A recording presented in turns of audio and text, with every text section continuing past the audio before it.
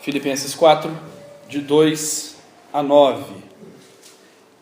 A carta que fala muito de alegria e sofrimento, duas coisas aos nossos olhos bem contraditórias, mas não aos olhos de Deus. É possível sermos alegres no meio do sofrimento, se a nossa alegria estiver em Jesus. Basicamente, essa é a mensagem da carta, que nos consola, que nos exorta, que nos adverte, que nos motiva a continuarmos a nossa cooperação com o Evangelho. Então, Filipenses capítulo 4, versículo 2 a 9, eu vou ler, os irmãos acompanhem, por favor. Rogo a Evódia e rogo a Sintique, pensem concordemente no Senhor. A ti, fiel companheiro de jugo, também peço que as auxilies, pois juntas se esforçaram comigo no Evangelho. Também com Clemente e com demais cooperadores meus, cujos nomes se encontram no livro da vida. Alegrai-vos sempre no Senhor.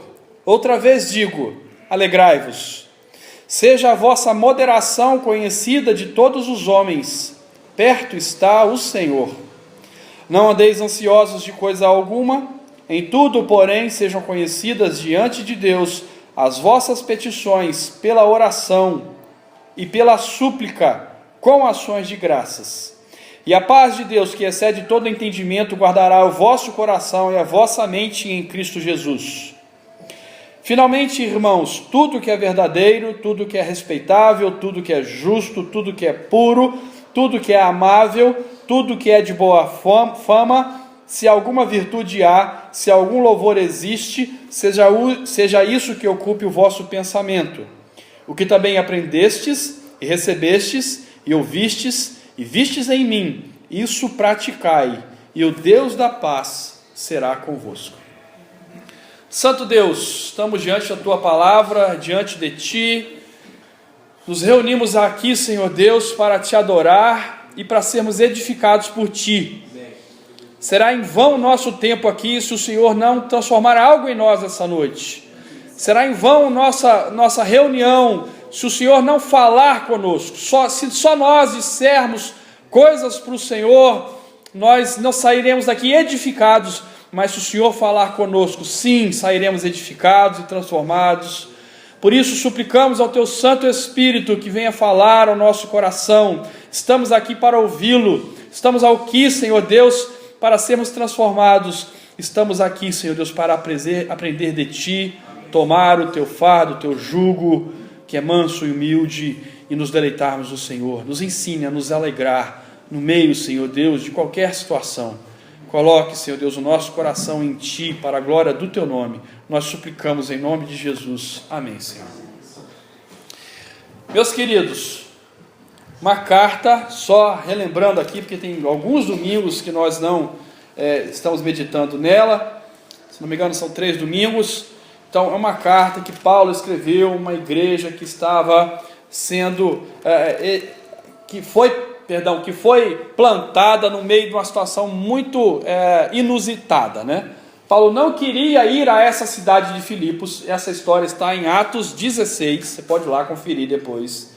Tá? Paulo não queria ir, não tinha esse plano de ir a Filipos, mas ele teve uma visão e um jovem macedônio, fez um sinal, venha aqui, e traga as palavras de Deus para nós, e ele então entendeu que Deus queria que ele fosse à região da Macedônia, onde está a cidade de Filipos, e ele partiu, numa viagem que costuma ser muito difícil, foi com muito sucesso, ele chegou logo lá. Chegando lá, ele encontrou Lídia orando fora da cidade, uma mulher judia, então ela não podia realizar o culto dentro da cidade, ela tinha que orar fora da cidade. Ele encontrou essa mulher lá, pregou a palavra de Deus, ela converteu, eles foram para a casa de Lídia, a palavra de Deus foi pregada na casa de Lídia e todos da família se converteram e foram batizados, inclusive possíveis crianças, tá bom? Depois disso, eles encontraram com um grupo de homens que exploravam uma mulher possessa, que era adivinhadora, ganhava dinheiro com a desgraça alheia, né? E Então a mulher que ela adivinhava coisas e dava dinheiro para essas pessoas, e ela fez uma alusão a que Paulo e Silas eram mensageiros do Deus Altíssimo, a divindade superior dos filipenses. E Paulo se virou para ela e falou: olha, sai daí, né? Libertou aquela mulher, e aquele espírito de adivinhação saiu daquela mulher, e aqueles homens ficaram em prejuízo, acabou com o nosso lucro. Prenderam Paulo e Silas, eles foram açoitados, sem julgamento, sem nada. Paulo, cidadão romano, né? E foi açoitado, passou a noite na cadeia, louvando a Deus. Então ele sofreu demais ao pregar e plantar aquela igreja. Naquela situação de sofrimento e louvor, Deus faz um milagre, as portas das cadeias se abrem, um grande terremoto. O carcereiro, sabendo que se ele perdesse algum dos prisioneiros, sabia que o pescoço dele seria, tirado a sua vida, se desespera. Então Paulo acalma e fala: não, nós estamos aqui, fique em paz, tememos ao Deus Altíssimo. E ele pergunta: o que farei eu para ser salvo? Ele diz: crê no Senhor Jesus Cristo, será salvo toda a tua casa. Eles foram e pregaram o evangelho na casa do carcereiro, e por isso, se eu ler o texto, está lá escrito isso, e por isso a casa do carcereiro converteu, e também foram batizados aquela noite. Assim nasceu a igreja de Filipos. E Paulo, quando vai orar a Deus, ele fala: eu dou graças ao meu Deus por tudo que recordo de vós. Paulo amava aquela igreja. Amava aquela igreja. É uma igreja que nasceu no meio da dor, no meio dos espinhos. É aquela flor que nasce no meio dos cardos, no meio das ervas daninhas. É esta flor que dava glória a Deus. Porque naquela cidade havia muita idolatria. Eles adoravam os deuses romanos e adoravam os deuses gregos. Adoravam a vitória, adoravam a paz, adoravam a fertilidade, adoravam aquilo que o coração deles desejava. Aí o coração deles queria dinheiro, então vamos adorar o Deus do dinheiro. O meu coração, eu vou entrar numa guerra. Havia muitos militares na cidade de Filipos, então eles adoravam a Marte para que a vitória viesse. Depois que a vitória chegava para eles, então eles prestavam louvor à deusa da vitória, E a paz romana, porque nós conseguimos a paz. Então eles adoravam aqueles deuses dos corações deles, e ali nasce essa igreja, que Paulo compreende que eles são cooperadores com o evangelho. Assim como Paulo sofria e cooperava com o evangelho, Paulo está escrevendo uma carta agora: olha, vocês vão sofrer, porque vocês estão aí brilhando no meio das trevas, salgando no meio da podridão, e o que está ao redor de vocês vai perseguir vocês. Vai perseguir vocês. Continuem, cooperem com o evangelho. Eu quero que vocês continuem contribuindo para o progresso do evangelho. Quero ainda, irmãos, cientificar-vos que estas coisas que me aconteceram têm antes contribuído para o progresso do evangelho. Versículo 12 do capítulo 1. Quero que vocês continuem, assim como eu continuei cooperando com o evangelho, vocês continuem. E Paulo vai tratar de coisas de motivação, Ele mostra, ele fala: olha, as minhas algemas foram dolorosas, eu sofri aí pregando para vocês, e agora eu continuo sofrendo, porque eu estou preso em Roma, e tem gente pregando o evangelho aqui, para que eu meus dias sejam piores do que são, e eu não me importo com isso, não me importo com a minha própria vida, eu me importo com o evangelho seja pregado, mesmo que eu sofra por causa disso. E ele começa a direcionar essa mensagem a fortalecê-los na vida comum, no dia a dia.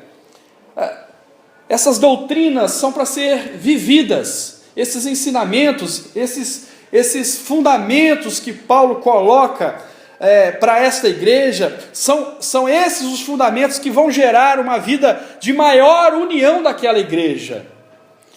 Apesar de ser uma igreja que Paulo ama muito, é uma igreja que tem problemas. Toda igreja debaixo desse sol tem problemas, Não existe igreja perfeita. Se você está na igreja perfeita, olhe para o lado, talvez você esteja voando numa nuvem, né? Você está lá no céu já, né?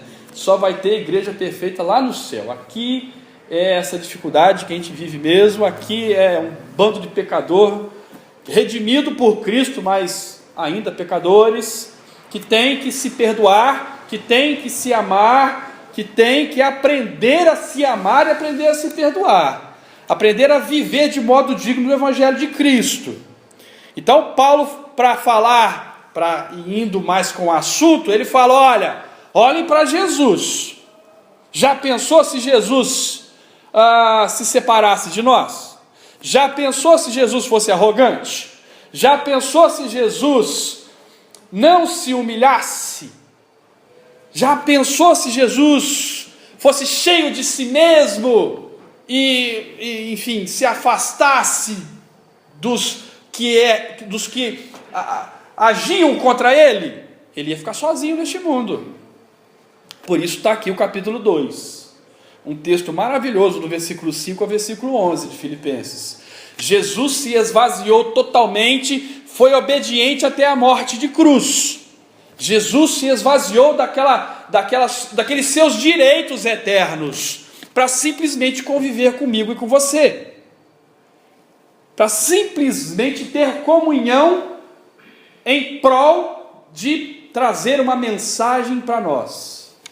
Ele se esvaziou, não usou como usurpação ser igual a Deus, a si mesmo se esvaziou, assumindo forma de servo, tornando-se semelhança de homens e reconhecido em figura humana. A si mesmo se humilhou, tornando-se obediente até a morte e morte de cruz. Então olhem para isso. Olhem para isso quando forem se relacionar. Igreja de Filipos, igreja de Atila e Viváqua. Olhem para isso. Olhem para Jesus. Sempre que vocês tiverem um probleminha, uma diferença entre você e seu irmão, Jesus.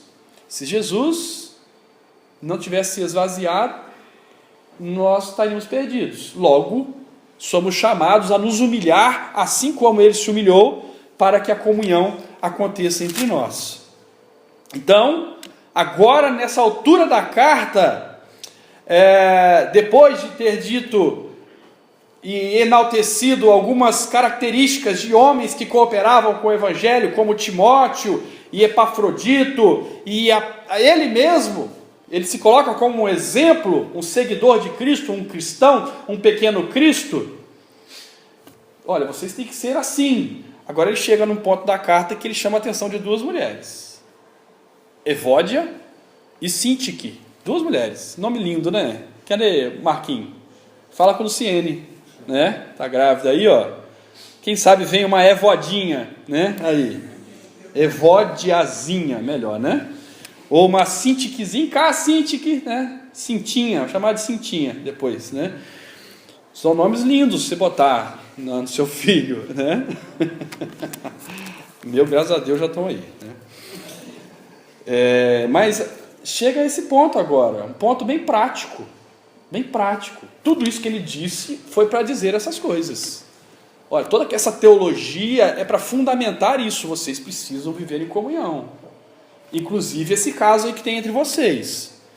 Tem duas mulheres aí que não se bicam. Tem duas mulheres aí que não estão pensando concordemente no Senhor.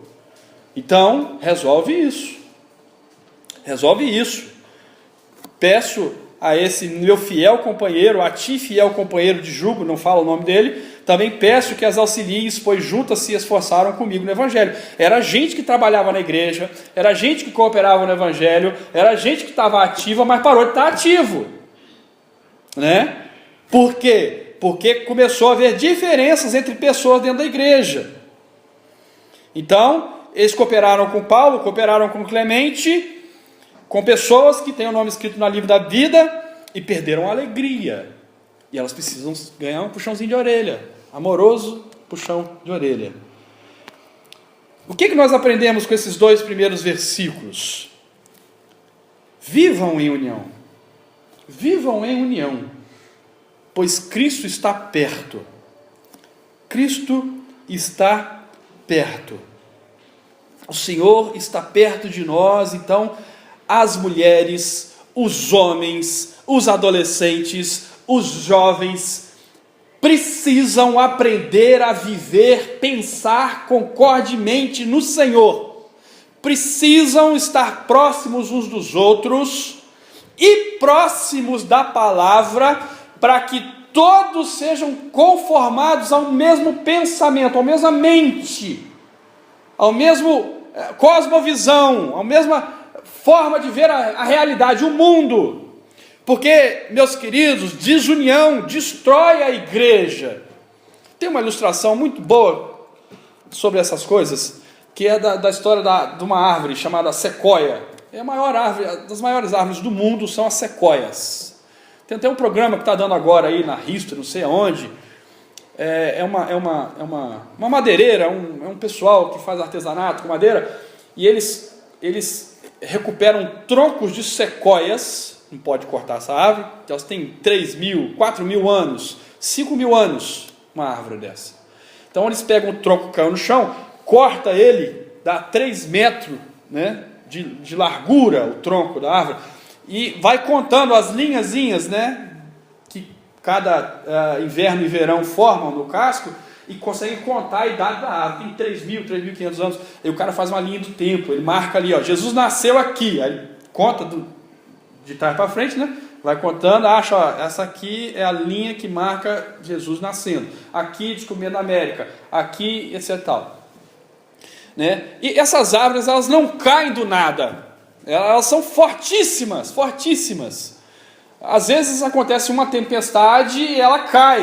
Aí as pessoas vão investigar por que ela caiu. Ela passou por tantas tempestades, tantos terremotos, tantos abalos sísmicos, e a árvore nunca caiu. Agora ela caiu por quê? Porque tinha um cupim pequenininho lá, que comeu ela devagarzinho, deixou ela fraca. Aí veio a tempestade e derrubou ela. Ou tinha um fungo que se alastrou no meio do seu caule, e por causa desse fungo, aquela árvore tão forte tornou-se fraca e ela caiu. A gente sobrevive a muita tempestade forte, mas a gente não aguenta essas coisas que vão minando a força da gente devagarzinho. E desunião mina a igreja. Desunião acaba com uma igreja. Picuinha, falta de perdão, falta de sentar e resolver as diferenças, de ter um relacionamento de irmão mesmo, meus irmãos. Não é aquele relacionamento paz, e vai embora de as costas, não. É de união, é de amor, de interesse pela vida da pessoa, de proximidade. Nós somos diferentes mesmo, irmãos. Nunca nós vamos ser igualzinho no temperamento, no jeito de falar, no jeito de se expressar, né? Nunca, nem acabei olhando aqui para o Vinícius e para o Dudu, e você vê isso nitidamente. Nasceram da mesma barriga, né? Um diferente do outro, né? Um vai para um lado, outro vai para o outro. Um gosta de uma coisa, outro gosta de outro. Mas são irmãos, se amam, né? Mais ou menos, fala. São irmãos, tem que aprender a se amar, tem que aprender a se perdoar. Quanto que um pisou no calo um do outro, né? E aprendeu, olhando para o Evangelho, que tem que haver perdão. É isso que tem que haver entre nós. Senão nós vamos ruir, cair estatalado no chão, como uma grande sequoia que foi minada devagarzinho pela desunião. Paulo está preocupado com aquela igreja forte que nasceu no meio dos espinhos, que nasceu no meio daquela loucura toda. Ele nunca iria para lá intencionalmente, porque, olha, o pior lugar para você plantar uma igreja era Filipos, centro militar romano de adoração grega, fica no território ali próximo à Grécia, a idolatria estourando de tudo quanto é jeito. Você ia pregar lá? Dificilmente eu iria. Falei, putz, lá para Filipos, tem um lugar mais ou menos, não? Onde já tem uma família presbiteriana para começar uma igreja, né? Mas ele foi porque Deus mandou, ele obedeceu e foi, e nasceu no meio daquele deserto todo de falta da verdade de Deus, daquela aridez toda, nasceu uma igreja fundada na verdade. E aquela igreja estava sendo ameaçada a ruir, em primeiro lugar, pela falta de união, que começou ali a transparecer fortemente em duas mulheres. Evódia e Sintique. Elas duas precisam aprender. Eu rogo a Evódia e eu rogo a Sintique. Pensem de jeito, pensem igual.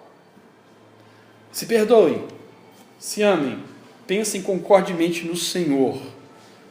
Alegrai-vos no Senhor, procurem a alegria do Senhor. Procurem a alegria do Senhor. Ele está perto. Ele está perto de nós agora, contemplando as nossas ações, e Ele está perto no seu retorno. A qualquer momento Ele pode rasgar os céus e vir nos buscar. E nós, cheios de ódio no coração, cheios de picuinha, cheios de problemas? De jeito nenhum. De jeito nenhum, isso não cabe a nós. E se insistirmos na falta de perdão, isso pode evidenciar algo muito pior. De que não reconhecemos Jesus como nosso Senhor, de que não temos Jesus como nosso exemplo, de que o fato dele se humilhar para nos dar perdão não faz diferença nenhuma diferença prática na nossa vida. A gente não consegue repassar isso, a gente não consegue imitá-lo nisso. Então há um problema, pode ser um problema gravíssimo de falta de salvação. Mas o que precisamos perceber é que precisamos resolver sempre tudo e sondar o nosso coração para nos livrarmos sempre disso, porque esse é o caminho da alegria e da paz na igreja do Senhor. Viver em união, pois Cristo está perto, é o primeiro ponto. Segundo lugar, o caminho da alegria e da paz na igreja do Senhor é confiar na providência de Deus. Seja a vossa moderação conhecida de todos, perto está o Senhor, não andeis ansiosos de coisa alguma. Versículos 6 e 7. Em tudo, porém, sejam conhecidas diante de Deus as vossas petições, pela oração, pela súplica, com ações de graças. E a paz de Deus, que excede todo atendimento, guardará o vosso coração e a vossa mente em Cristo Jesus. Outra coisa que pode minar as forças da igreja é a ansiedade. Porque ela mina as forças dos indivíduos. A igreja é composta de indivíduos.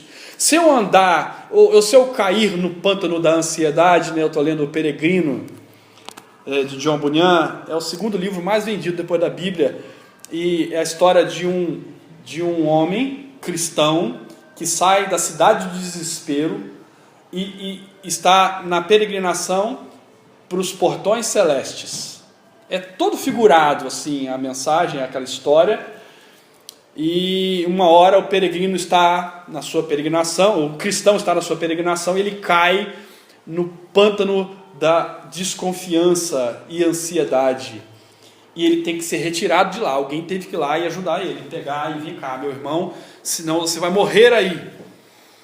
Isso enfraquece os homens, isso tira a gente do caminho, a ansiedade. E quem de nós não sofre de ansiedade que atire a primeira pedra, né? É uma luta minha, é uma luta de vocês, é uma luta de todos nós. Mas nós falhamos contra a ansiedade porque lutamos com as armas erradas. E a solução está aqui diante de nós.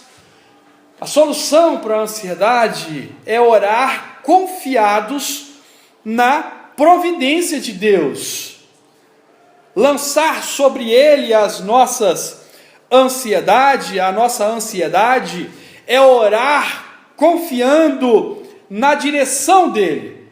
Domingo passado eu fiquei profundamente tocado aqui durante o cântico daquela música, fez um caminho para mim, um caminho por onde eu não conseguia ir, né?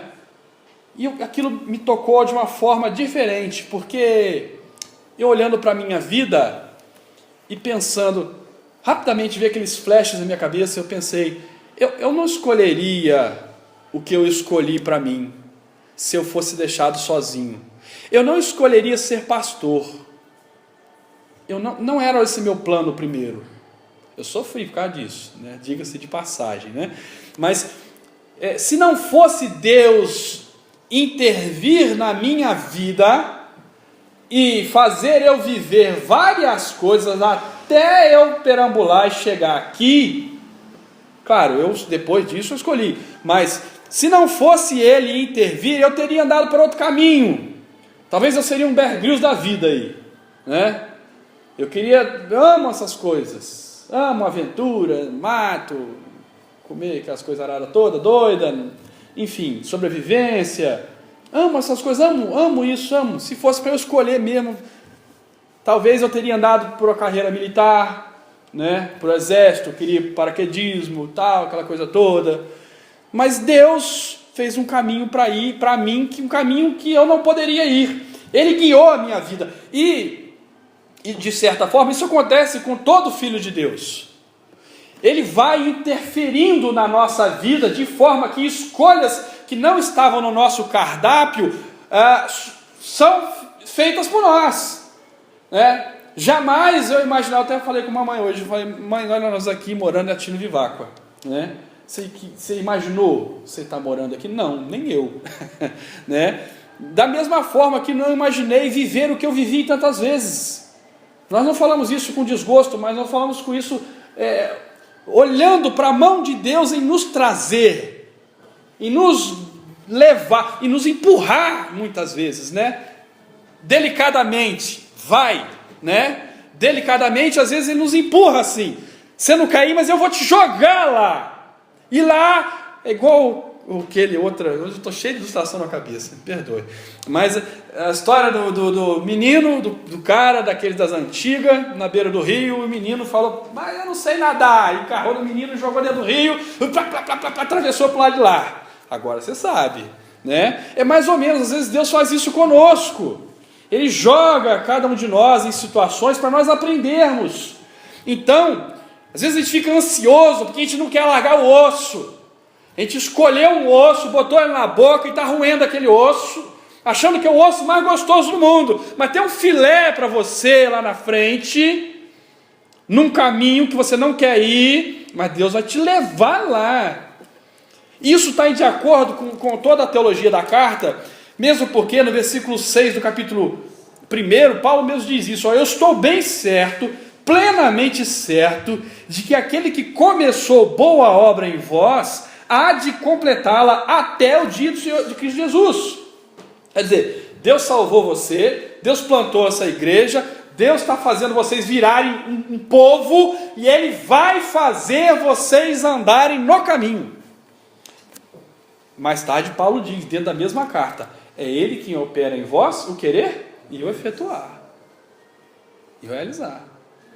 Então, é sempre Deus nos empurrando, nos levando, e quando eu não largo o meu osso, eu estou ali com as unhas entranhadas num caminho que eu quero trilhar, eu me torno ansioso, porque Deus está querendo tirar aquilo da gente.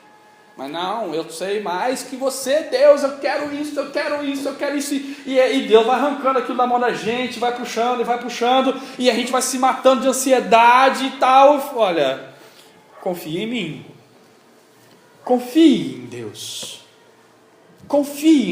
ore confiados na providência dEle. Irmãos, nós estamos estudando Apocalipse, o quanto isso é um antídoto, o quanto que Apocalipse é um antídoto para a ansiedade, porque ali vemos que tudo que acontece conosco nesta era vem de Deus, dores e sofrimentos, perseguições, vem de Deus. O diabo não está gerenciando a história, é Deus, da mão de Deus sai o livro selado com 7 selos, que foi tomado por Cristo, e Cristo abriu os selos, e de Deus e Cristo e o Espírito Santo vêm os decretos de Deus para as nossas vidas, no tempo de Filipos, no tempo de Atino Viváqua, e tudo que tem sucedido conosco é a intervenção de Deus, e Ele quer nos conduzir para um lugar. Então não lutem contra isso. A nossa ansiedade nasce dessa luta, da nossa vontade para a vontade de Deus. Então, sejam conhecidas diante de Deus as vossas petições. Não tenha algo na sua mente que é reservada nas orações. Ore e coloque, Senhor, eu estou dando isso para o Senhor, não quero. Me direcione, me dê sabedoria, me dê discernimento. me dê essa confiança de que o Senhor vai providenciar todas as coisas para mim. E toda a Escritura está cheia disso. Olha, buscai primeiro o reino de Deus e sua justiça, e as demais coisas vos serão acrescentadas. Né? Venham a mim e vocês encontrarão descanso para vossas almas. Né? Os salmos que nos enchem de consolações disso, e tantos outros textos que nos mostram a confiar, todas as coisas cooperam para o bem daqueles que amam a Deus, para o bem daqueles que são chamados segundo o seu propósito. Ele quer nos transformar à imagem de Cristo, e Ele vai nos guiar nesse caminho. Ele vai dar coisas para nós que nós não imaginávamos que ia acontecer conosco. Por causa disso eu não posso temer, eu devo confiar. Orar, suplicar e agradecer. Obrigado. Em tudo dai graças, porque essa é a vontade de Deus para conosco. 2 Tessalonicenses capítulo 5, versículo 18. E a paz de Deus, que excede todo entendimento, guardará o vosso coração e a vossa mente em Cristo Jesus. Quer dizer, eu dei a minha mente e o meu coração a Deus. Eu dei os meus pensamentos e as minhas vontades para Deus. Falei, olha, eu não quero tomar essas decisões. Eu quero que o Senhor me guie nas tuas decisões. A sua mente, o seu coração vai ficar guardados em Cristo. E você vai receber paz. Confie em Deus. Ele está ao nosso lado.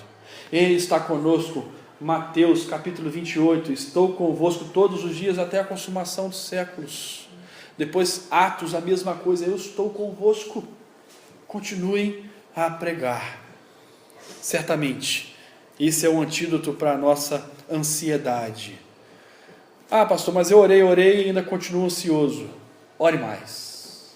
O antídoto é esse. Às vezes nós estamos orando errado.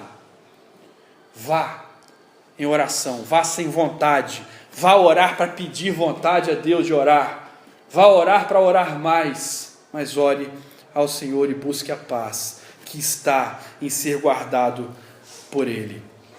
E em último lugar, o que nós precisamos aprender para andar num caminho de alegria e paz, como igreja do Senhor, é pensar como Cristo.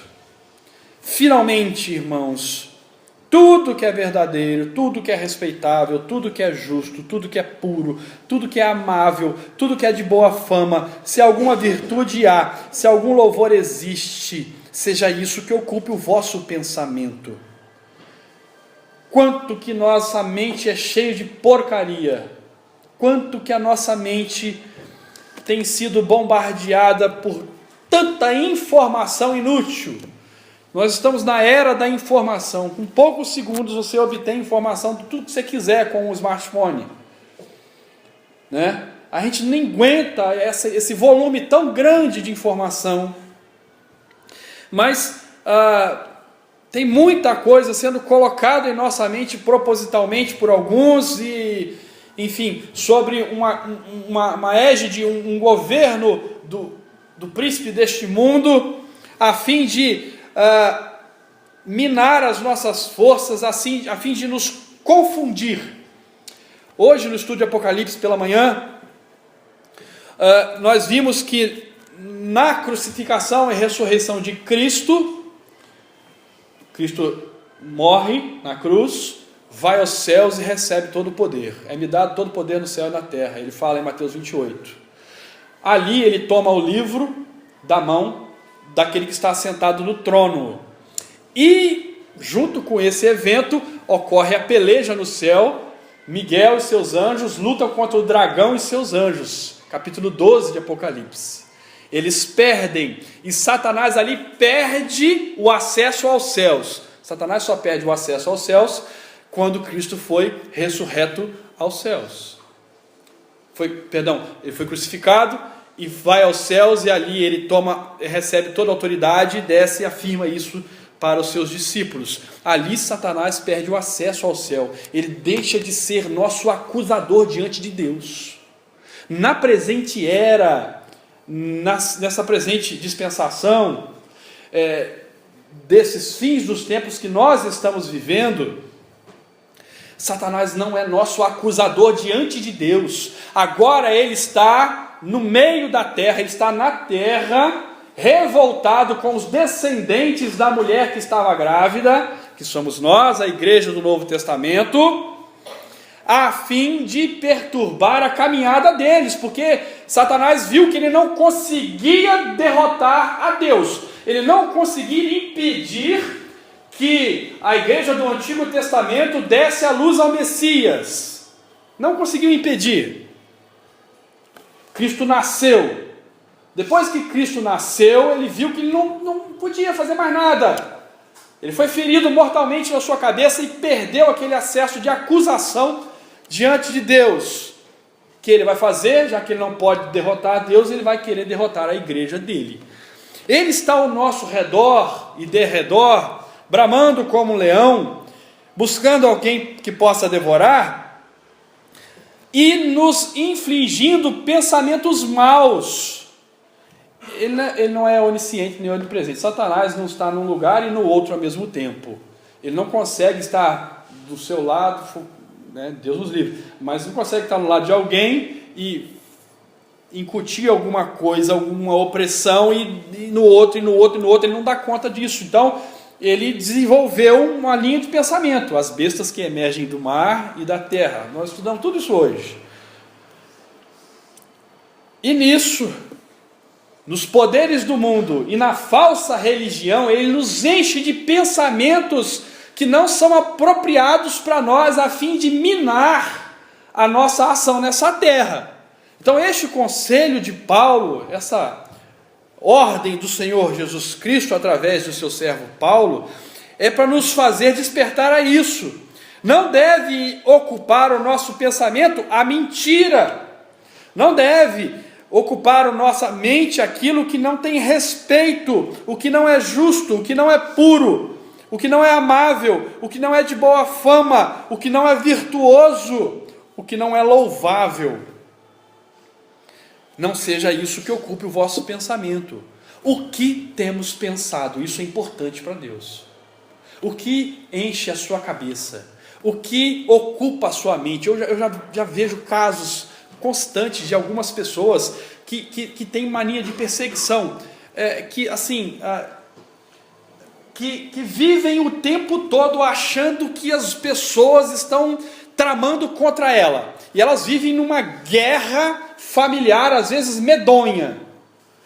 Eu não sei se você conhece alguém assim, mas vira e mexe tem um caso desse tipo. De gente, olha, minha sogra me odeia, e ela fica ali, tem aquela picuinha danada na família, porque a sogra odeia, porque o marido, e o primo, e aquele inferno na família, porque a mente das pessoas está cheia de coisas não louváveis, não respeitáveis, não de boa fama, e elas acabam se afundando nesse pântano também.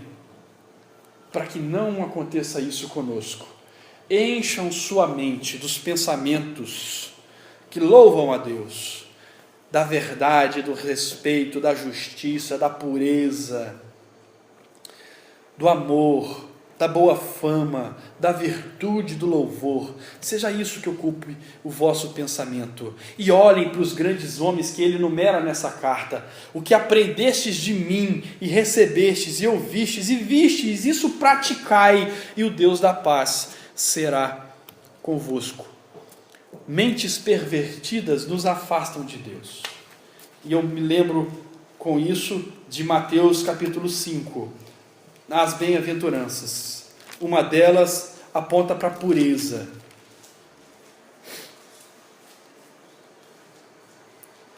Bem-aventurados os limpos de coração, porque eles verão a Deus. O coração na Bíblia fica mais ou menos aqui, ó. É o centro das nossas decisões. O coração na Bíblia inclui a nossa mente, inclui os nossos pensamentos. As pessoas de mente perversa não conseguem ver a Deus. E durante uma palestra que eu vi sempre esqueço o nome dela, da esposa do Diniz, a Andréia Vargas, é isso, se eu não me engano. Ela falou de um homem de coração impuro que ela estava aconselhando.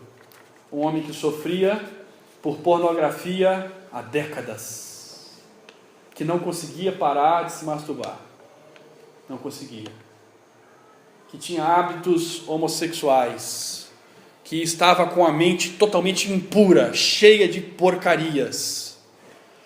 E aquele homem, uma vez, andando na orla de Vitória com a Andréia mostrou a paisagem e falou para ele: olha que coisa linda, a mão de Deus na criação. Ele falou: Andréia, eu olho para isso, eu só imagino coisas perversas. Eu imagino fazendo coisas com aquele homem ali. Eu imagino fazendo outras coisas acolá. A mente dele estava tão pervertida que ele não conseguia ver a mão de Deus no dia a dia. Que estado!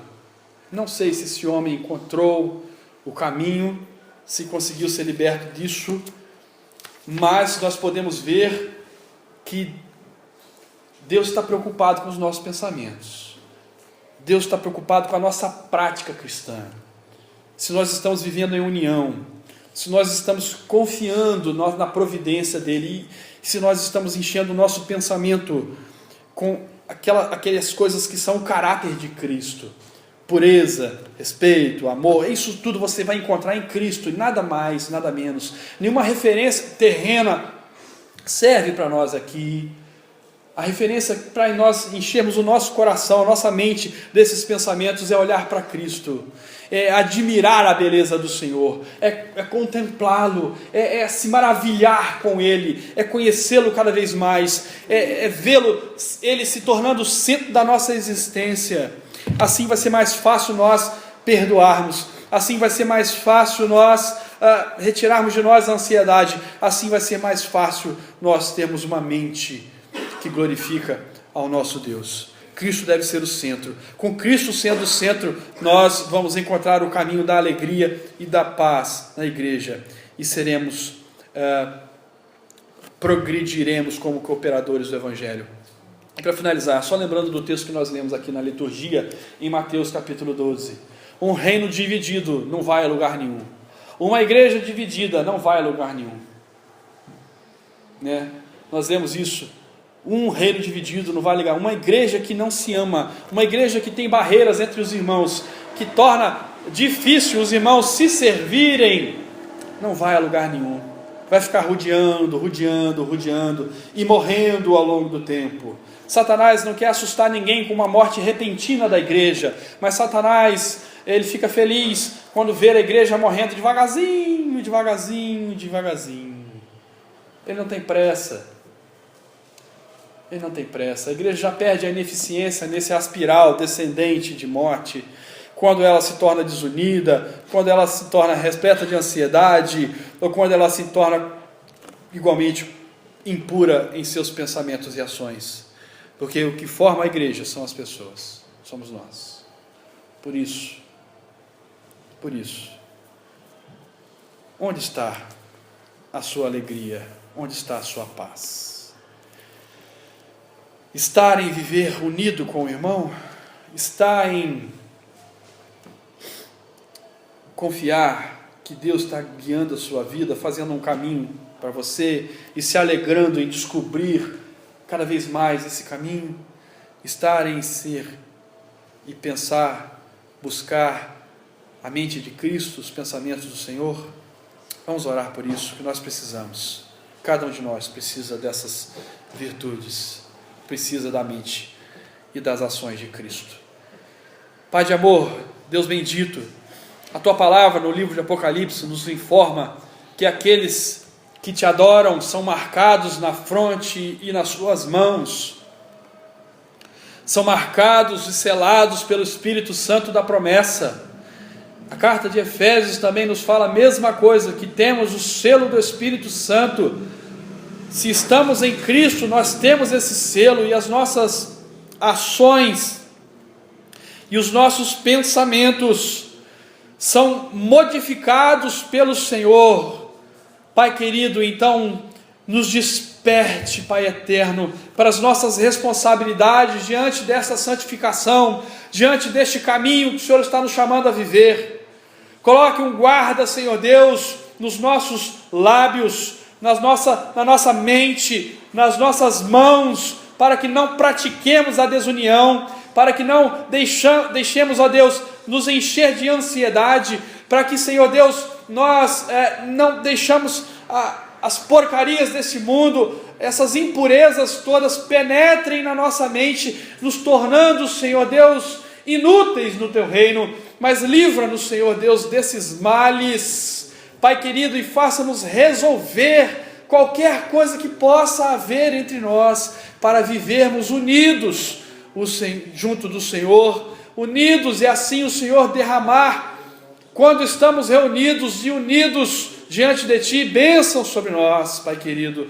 Tenha misericórdia de cada um de nós, e desperta-nos para uma vida, Pai querido, contrita e resoluta diante de Ti, para que andemos na Sua direção, no Seu caminho, Pai querido. O que será de nós sem a Sua intervenção poderosa e miraculosa sobre nós? O que será de nós se o Senhor não nos empurrar neste caminho, não fazer nós Te querermos e realizarmos a Tua vontade? Então tenha compaixão de nós e desça sobre nós com graça e bondade e transforme o nosso ser. Nos faça amar aqueles que nós não queremos amar. Nos faça, Senhor Deus, abraçar aqueles que nós não queremos abraçar.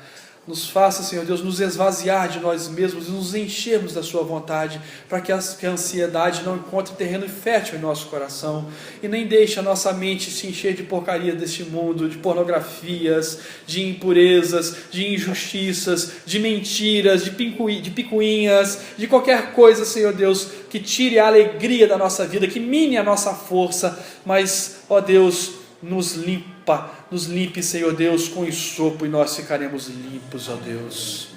Tem compaixão de nós, Senhor Deus.